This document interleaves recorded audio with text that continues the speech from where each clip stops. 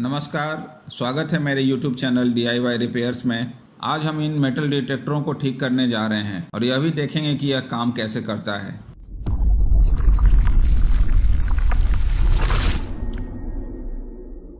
तो चलिए इसको खोलते हैं। इसमें 9 वोल्ट का चार्जेबल बैटरी लगता है। यहाँ पे चार्जर कनेक्ट करने का सॉकेट है। ये ऑन ऑफ स्विच है। आइए इसमें 9 वोल्ट का सिंपल बैटरी लगाकर चेक करते हैं। आप देख सकते हैं कि इसमें लगातार बीप की आवाज़ आ रही है, जबकि इसके पास कोई मेटल भी नहीं है।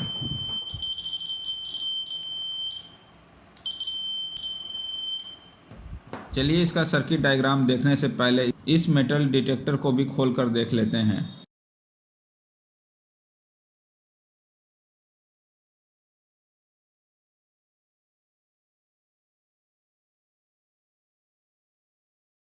इसमें कॉइल और इंडिकेटर्स हैं।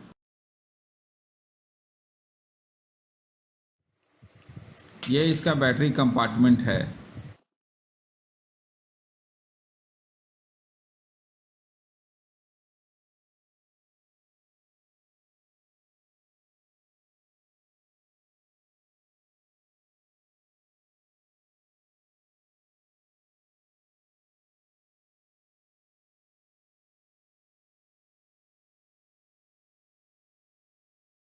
यह इसका मुख्य सर्किट बोर्ड है।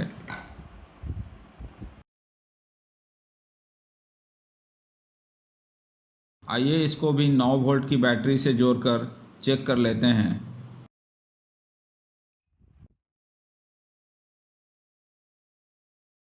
आप देख सकते हैं कि इसमें सिर्फ बैटरी खराब थी।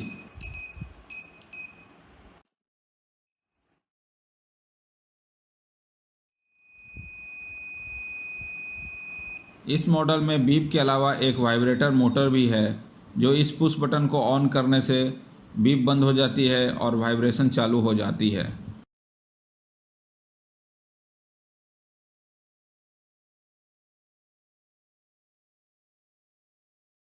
लगातार बीप कर रहे मेटल डिटेक्टर को ठीक करने से पहले आइए वेरी लो फ्रीक्वेंसी वाले मेटल डिटेक्टर के कार्य सिद्धांत और सर्किट डायग्राम को देख लेते हैं। इस तरह के मेटल डिटेक्टर में 2 अलग अलग कॉइल, एक ट्रांसमीटर कॉइल और एक रिसीवर कॉइल का उपयोग किया जाता है। सर्किट द्वारा उत्पन्न time varying current transmitter coil को दी जाती है, जो कम आवृत्ति वाला चुंबकीय क्षेत्र उत्पन्न करता है। यह चुंबकीय क्षेत्र रिसीवर कॉइल में विद्युत धारा उत्पन्न करता है। इस 1 किलो ओम प्रीसेट को इस तरह एडजस्ट किया जाता है कि प्राइमरी और सेकेंडरी धाराओं के बीच के फेज डिफरेंस को खत्म कर दिया जा सके। लेकिन जब कोई धातु की वस्तु कॉइल के करीब आती है तो ट्रांसमीटर कॉइल द्वारा उत्पन्न चुंबकीय क्षेत्र वस्तु के साथ संपर्क करता है और इसमें एडी करंट उत्पन्न करता है, जो बदले में एक सेकेंडरी चुंबकीय क्षेत्र उत्पन्न करता है।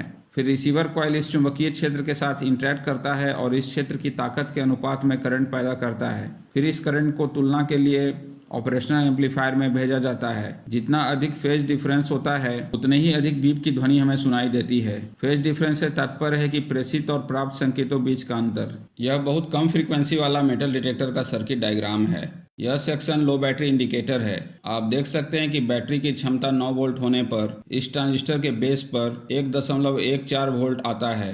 हम इन रेजिस्टेंस के योग से 9 वोल्ट को विभाजित करके और 12K के रेजिस्टेंस से गुना करके इसकी गणना कर सकते हैं। चूँकि इस ट्रांजिस्टर का बेस वोल्टेज 0.7 वोल्ट से अधिक है, इसलिए यह ऑन हो जाता है। यह ट्रांजिस्टर ऑन है, इसलिए इस ट्रांजिस्टर का बेस वोल्टेज 0 है, इसलिए यह ट्रांजिस्टर बंद रहता है। जब बैटरी वोल्टेज 5 वोल्ट तक गिर जाता है तो इस ट्रांजिस्टर के बेस को केवल 0.6 वोल्ट प्राप्त होता है, इसलिए यह बंद हो जाता है। अब यह ट्रांजिस्टर चालू हो जाता है क्योंकि इस ट्रांजिस्टर के बेस को इस 22 किलो ओम रेजिस्टेंस से बेस करंट मिलता है। चूँकि यह ट्रांजिस्टर चालू है, इसलिए यह पीली LED चमकेगी, जिससे पता चलेगा कि बैटरी लो है।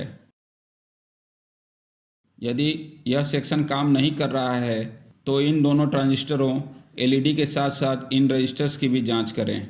जब कोई धातु मेटल डिटेक्टर के करीब हो और मेटल डिटेक्टर बीप ना करे तो इस ट्रांजिस्टर के बेस पर DC वोल्टेज की जांच करें। यह 0.7 वोल्ट से अधिक होना चाहिए। यदि वोल्टेज है लेकिन मेटल डिटेक्टर अभी भी बीप नहीं कर रहा है तो इस ट्रांजिस्टर, बजर, लाल एलईडी और प्रतिरोध की जांच करें। यदि कोई वोल्टेज नहीं है तो इन दोनों डायोड की जांच करें। इस ऑपरेशनल एम्पलीफायर LM324 के पिन नंबर 2 और 6 पर एसी वोल्टेज की जांच करें। यदि इस IC LM324 के पिन नंबर 2 और 6 पर सिग्नल है और पिन नंबर 1 और 7 पर कोई सिग्नल नहीं है तो IC LM324 को बदल दें। LM324 में 4 ऑपरेशनल एम्पलीफायर है, लेकिन इस सर्किट में केवल 2 का उपयोग किया गया है। इसलिए हम सर्किट में कुछ संशोधन के साथ LM358, जो कि डुअल चैनल ऑपरेशनल एम्पलीफायर है, का भी उपयोग कर सकते हैं। इस पोटेंशियल डिवाइडर नेटवर्क के कारण इस IC के पिन नंबर 5 पर DC वोल्टेज 0.4 वोल्ट होना चाहिए। यदि पिन नंबर 2 और 6 में कोई सिग्नल नहीं है, इन दोनों ट्रांजिस्टरों, रेजिस्टेंसों और विशेष रूप से इन डिस्क कैपेसिटर की जांच करें, क्योंकि सिग्नल इन डिस्क कैपेसिटर से ही फिल्टर होकर आ रहे हैं। अगर सारे कंपोनेंट ठीक हैं तो ट्रांसमीटर और रिसीवर कॉइल को भी चेक कर लें। इन कुंडलियों का रेजिस्टेंस लगभग 9 ओम के करीब होना चाहिए। रिसीवर और ट्रांसमीटर कॉइल दोनों इस अंडाकार आवरण में फिट हैं। इस मेटल डिटेक्टर में सभी कंपोनेंट अच्छे हैं। समस्या इस 1 किलो ओम प्रीसेट के एडजस्टमेंट में है। 1 किलो ओम प्रीसेट का मान समय के साथ बदल गया होगा, इसलिए यह समस्या आ रही है। तो चलिए इसे एडजस्ट करते हैं। प्रीसेट एडजस्ट करने से पहले हमने बजर को हटा दिया है क्योंकि इसकी ध्वनि सुनने में बहुत ही हार्श है। आप देख सकते हैं कि लाल एलईडी लगातार चमक रहा है। अब प्रीसेट को एडजस्ट करें ताकि लाल एलईडी बंद हो जाए। हम इस प्रीसेट द्वारा इस मेटल डिटेक्टर की संवेदनशीलता को भी एडजस्ट कर सकते हैं।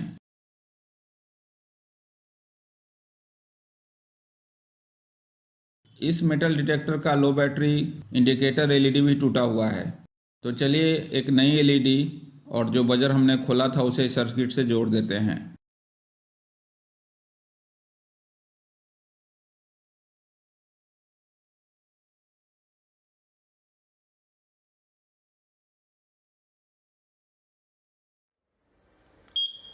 आप देख सकते हैं कि लगातार बीप की आवाज़ बंद हो गई है और मेटल डिटेक्टर अब काम कर रहा है।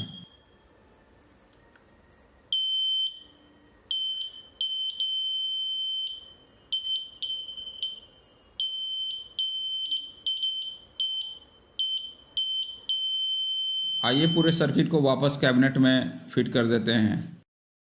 पहले एलईडी लगाएं और फिर मेन सर्किट को।